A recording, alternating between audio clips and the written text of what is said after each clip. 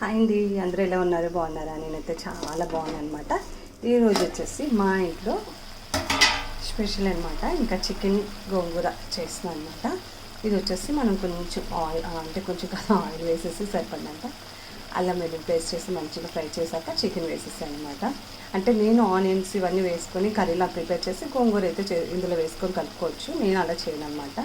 నేను వేరేలా చేస్తాను. ముందు ఇలా కుక్ చేసేసుకుంటాను. గోంగూర ఆల్రెడీ వేరే దాంట్లో కుక్ చేసి పెట్టేసుకున్నాను అనమాట.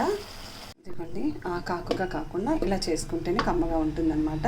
చాలామంది చికెన్తోనే గోంగూర కూడా వేసి కుక్ చేస్తారు, అది ఆకుగా ఉంటుంది. సో నాకు అలా ఇష్టం ఉండదు. ఇంకా ఇలా చేసుకుంటాను నా ప్రాసెస్లో, నా స్టైల్లో ప్రాసెస్ అనమాట ఇది. సో చూస్తున్నారు కదా, దీన్ని చికెన్ కర్రీలో కలిపేసుకుంటాను. అలాగే కొద్దిగా అయితే నేను చికెన్ మసాలా వేస్తున్నానండి. మరి ఎక్కువ అవసరం ఉండదు, కొంచెం సరిపోతుంది, చాలండి. ఇంకంతా ఒకసారి మిక్స్ చేసేసుకొని మూత అయితే పెట్టేస్తున్నాను. ఇంకా చికెన్ గోంగూర అమ్మి అనమాట. చాలా టేస్టీగా కుదిరిందండి. అంటే మనం ఉప్పు ఇవన్నీ చూస్తాం కదా, టేస్ట్ చేస్తాం కదా, అలా అనమాట చెప్తున్నాను. అయిపోయిందండి. ఒక 10 minutes అలా పెట్టేసుకుందాం సిమ్లో.